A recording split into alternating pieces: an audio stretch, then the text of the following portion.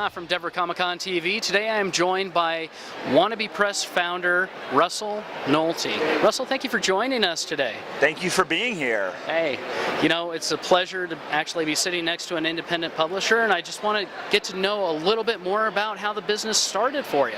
So what brought you into the publishing game? So I'm trying to think of how PC I should be about this.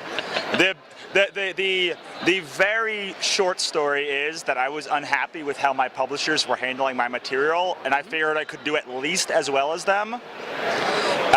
And so I decided to do it myself. I, like most people, wanted a traditional publisher to validate my existence as an author and creator, and I very quickly realized, for the most part, they don't care about the work you do. So if you want to push things, you have to be the one pushing them. So I did a Kickstarter. We launched our first book, Ichabod Jones Monster Hunter, and from there it snowballed into a bunch more books, and as more books came, I got better and better and better. And did you ever see The Matrix Reloaded? Absolutely. Okay, so you know at the end the architect goes, we've destroyed Zion some amount of times, we've gotten exceedingly good each time. That's how I feel about publishing. Every time we release now 11 titles, and we've gotten exceedingly good at releasing them every single time, and it's just the repetition of doing it over and over and over and over again just makes it easier. Not because it's easy any time, but it's sort of like you can see the code behind the Matrix. After a while of doing this, you know the pitfalls you're going to experience, and yes, there are new pitfalls each time, but generally, you know the major pitfalls and to avoid them before they ever become a situation. Sounds good. Wow, it's already a lot to cover. I know. Sorry, I like to talk. Hey, there's nothing wrong with that. So what's behind the Wannabe name, the brand? All right, so The Wannabes was my first comic. It was about fake superheroes that got real superpowers.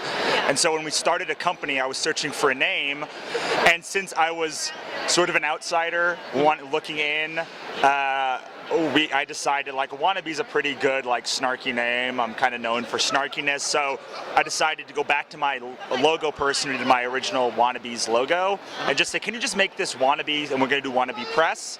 And over time it kind of caught on, but we wanted a mascot. So all good logos have mascots. All good companies have mascots, like MailChimp, Rice Krispies.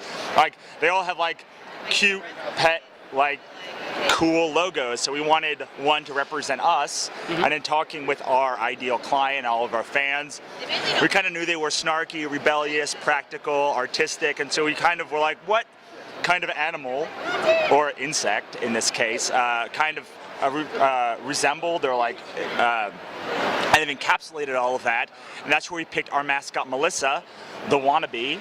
Okay. And we picked Melissa because one of our fans came to us at a show and told us that Melissa meant honeybee in Greek.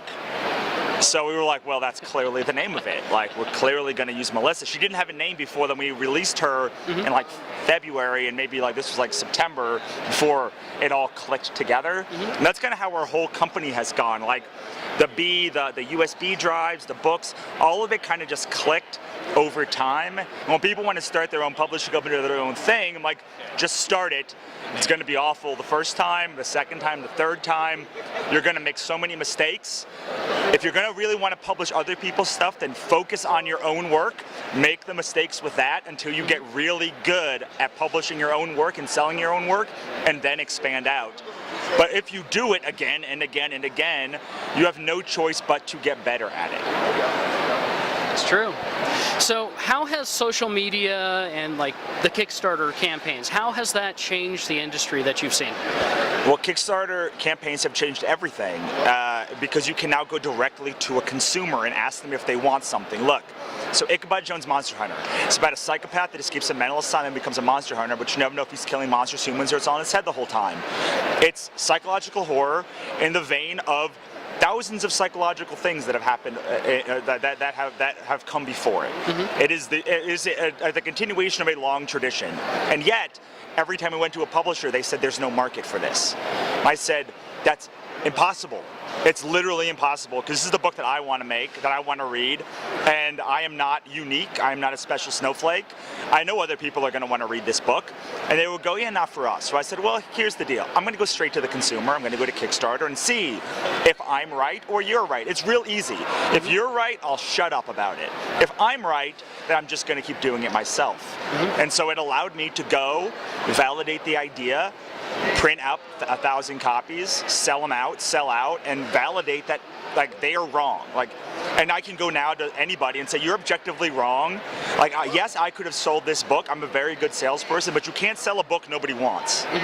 Like, if McDonald's tastes like crap, they would not be McDonald's. Like, there has to be some quality there before you can sell a thing over and over again.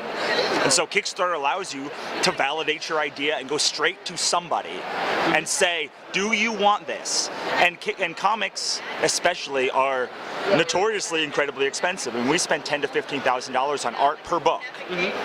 Like, that is a massive amount of money to take on yourself.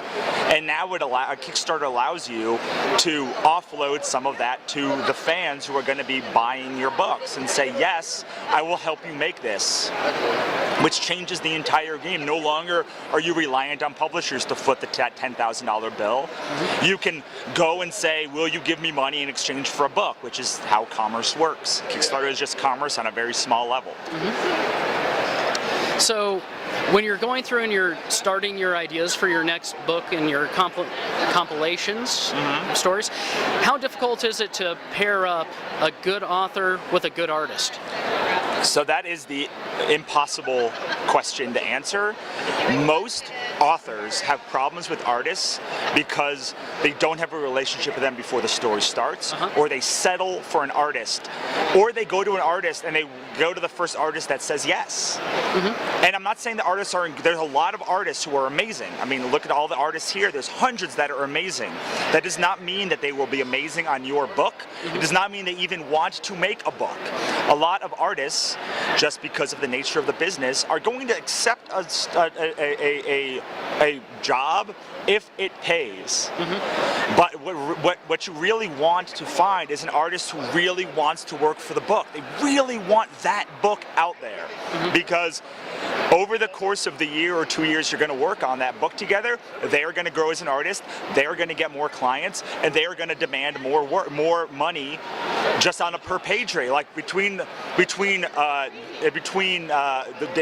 1 of Katrina Hates the Dead and the end of it, Juan Frigeri, the penciler, got a job on Dark Horse with Star Wars books. He got pinups, he got an agent, he got all of these things. And it was only because he loved the book and loved the content of it that he was able to take a cut page rate, because frankly, I'm an independent artist. I'm not going to pay as much as Dark Horse. I'm not going to pay as much as Marvel.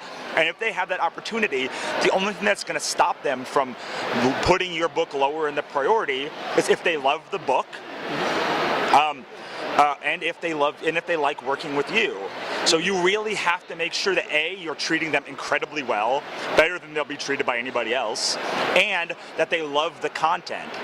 And you might be you might not be hiring the right artist. So it's really, really important to find someone who loves the kind of work that you do, the kind of story that it is, and that you like working with. So the more you can do that, and the more time you take to find the right artist, even if it takes years, the longer you take to find the right artist, the more likely your book will come to fruition.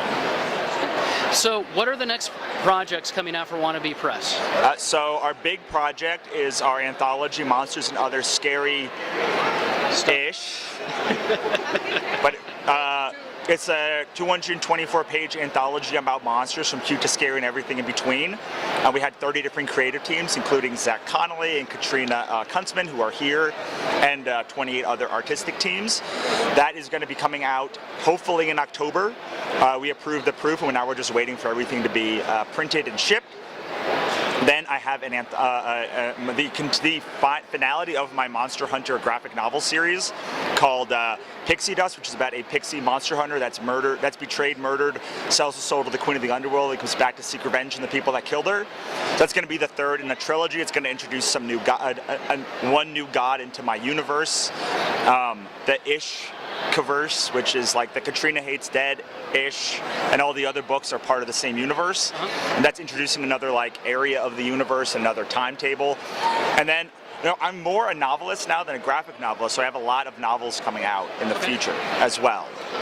And just keep pumping just pumping stuff out. And of course, we're going to keep doing the podcast, The Business of Art. And my first nonfiction book, Sell Your Soul, How to Build Your Creative Career, will be out in September, hopefully. Good deal. So if people want to go through and they want to follow your work, Wannabe Press, where do they go? All right, so if you go to wannabepress.com and sign up for our mailing list, you'll get a free comic. And you'll get all the information about Wannabe Press. If you are an artist or creative and you want to make better business, my podcast, The Business of Art, has over 170 episodes. If you go there, you can sign up for our mailing list and get a free ebook about how to build your audience from scratch. Or if you just want to follow us on social media, I'm on Instagram and Twitter at Russell Nohelty, or on Facebook at Russell Nohelty 2. We also have Wannabe Press pages, but I'll be frank, I don't look at them that much. Well, good. Thank you very much for joining us. Thank you so much, and have a great day.